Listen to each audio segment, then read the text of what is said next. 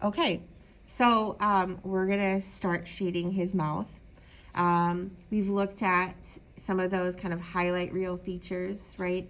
That his lips are defined by soft edges, that the corners here in his mouth aren't really corners, that they're actually quite round. And if we look at our photo of him, we can see that to be true. The corners of his mouth are actually really quite round. We can see that he has clean lines here, you know, on the interior, and certainly where the teeth are overlapping that interior space. We do see a little bit of texture along the bottom, so that's going to give us an opportunity to look at some of those curved lines. And we're going to approach his mouth in the same way we have kind of the other features, looking at shape first, which we've drawn, looking at value next, which is where we're going to start, and using kind of directional lines to think about texture, and then adding some more texture intentionally. Okay. His lips do have a full range of value if we include, or his mouth if we include them as a whole. And we can still use our little paper punches to help us, you know, identify what's happening with value. And specifically, I think about, you know, the teeth, which we can see that when compared to white, his teeth are not. So I know that I have to shade his teeth if I want them to sit inside his mouth. If I leave them too light, then they will come forward and appear to be in front of his lips, which we don't want.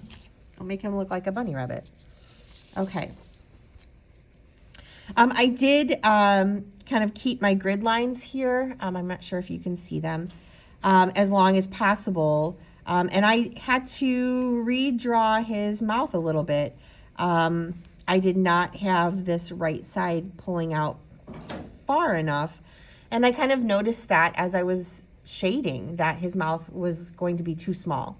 And so I double checked that before I continued.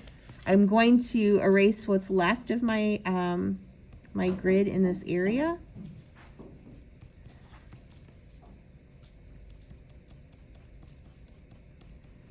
I just don't want those lines to be a part of my drawing later. I have this little dot here, which I don't know why I put that there,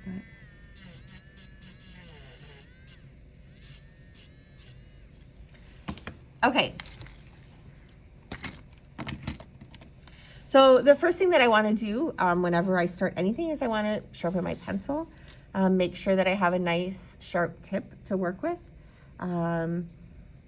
So that's always kind of my starting point, and I've gone ahead and done that.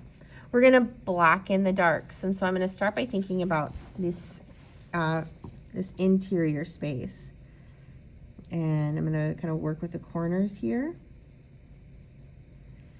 I'm going to draw a clean line along the inside edge here, and then I'm just going to pull that dark off of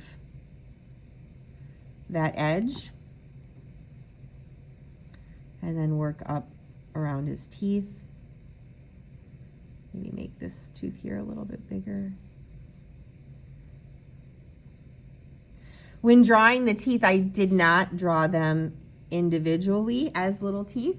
Rather, I just drew the bottom of this line, and that was all that I had to draw. There are a little bit of his teeth down here at the bottom, which we can see they're really quite dark, but I did draw them in so that I would know where to allow that to be just a little bit lighter.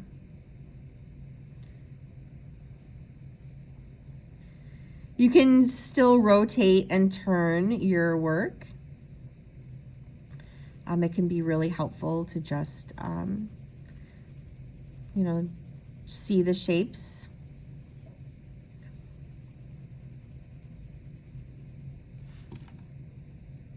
Sometimes it's also easier just to get at, like if I don't have much value established here, and I turn my drawing sideways, I can set my hand in this space, and I can feel like I can work a little bit more unencumbered, you know, not worried about setting my hand in the graphite.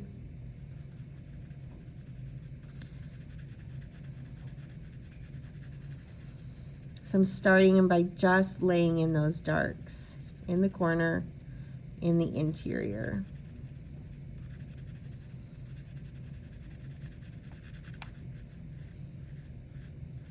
Clean line here as well. And I'm gonna kind of outline those teeth on the bottom.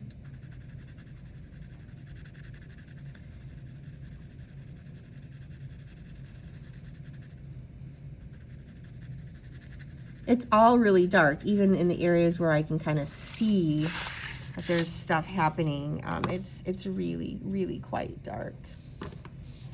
Okay. Sometimes those subtle values are easier to achieve by lifting. So if it's kind of slightly lighter in his mouth here, you know, I can lay down dark values and I can pull them back off using my kneaded eraser. And sometimes that is an easier way to work with things that feel really subtle. I'm gonna just kind of shade over it and go back in a little bit later. But just by doing that little bit, you know, again, like his eyes and like his nose, we see that things start to take shape. And that dark value starts to create an interior space. And the suggestion of that interior allows his mouth to start to feel like it's 3D. So now I'm going to start with his lips. This outer edge here, again, is a really soft, shaded line. It's not a drawn line. And ultimately, he's got a mustache, which is a lot like an eyebrow. I'm going to have to put that in. Maybe not right now, but before too long. I can see that there's a little bit of reflective light here along the edge, light that's bouncing off of the fullness of his bottom lip. And so I'm just going to go ahead and kind of skip over that space as I lay in the dark here. And it blends out.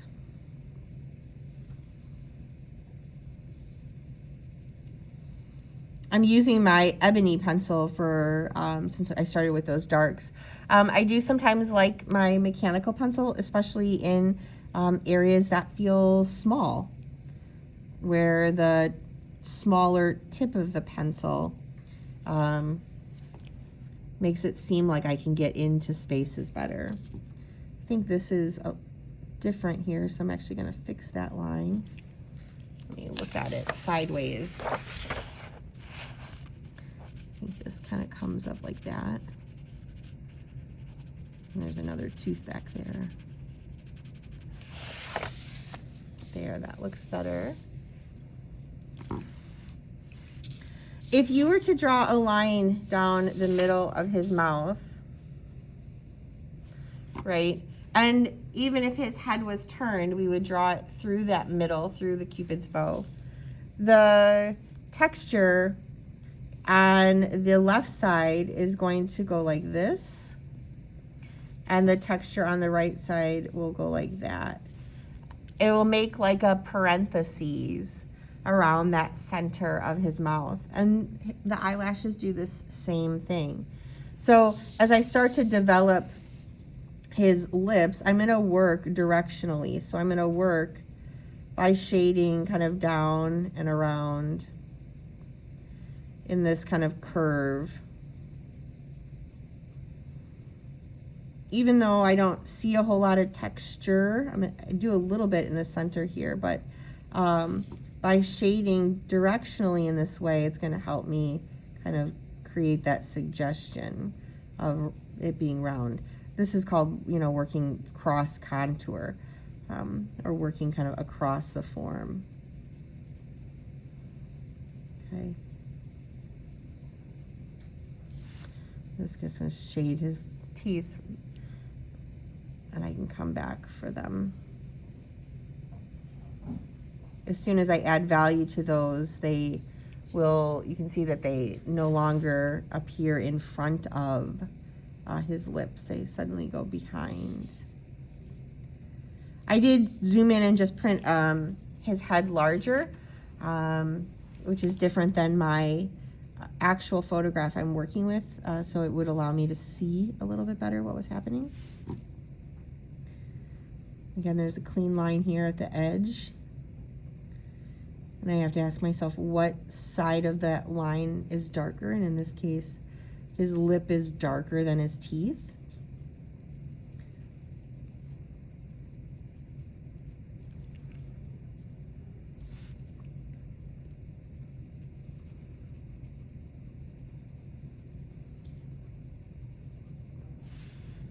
You can come out here below and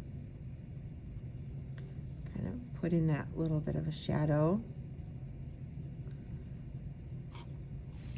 When we look at his lips, we can see that, you know, this outside edge is lighter and it's a little bit darker along the inside edge.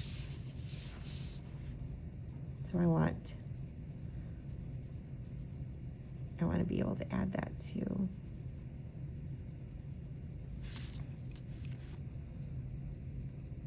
The corners kind of blend out and into his face.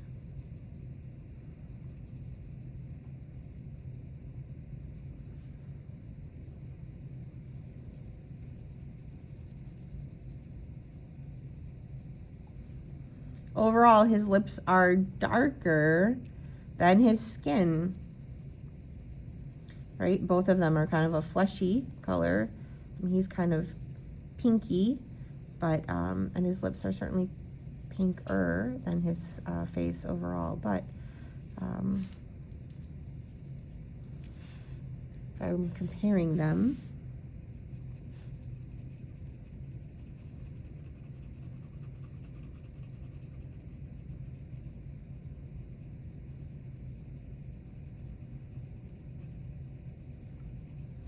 by adding, right, material down, I'm working additively, and I'm just kind of shading around these kind of lighter spots that are there.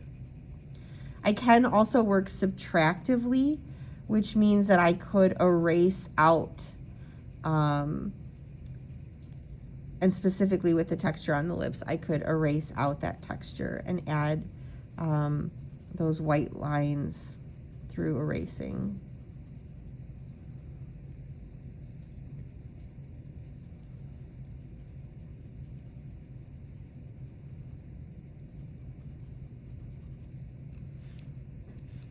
I'm going to go ahead and just shade right over this mustache area.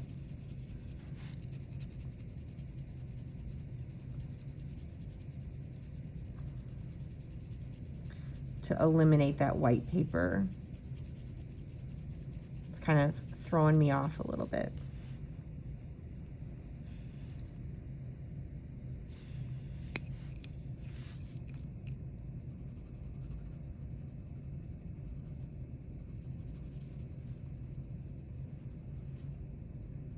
Shade down again. I'm working around the light, so I'm thinking about this little light at the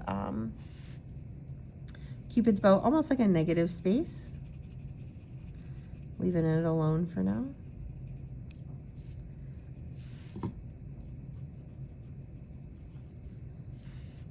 Okay.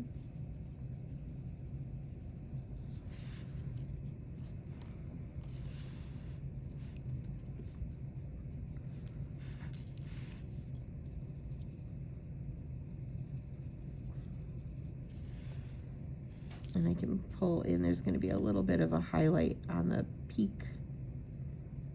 of his lips, the part that pulls off his face the most.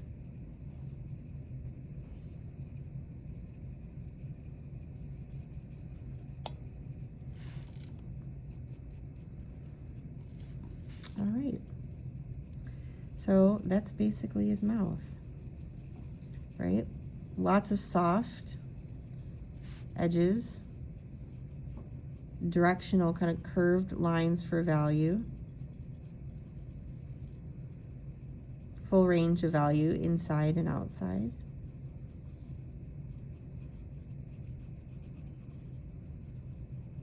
With rounded corners.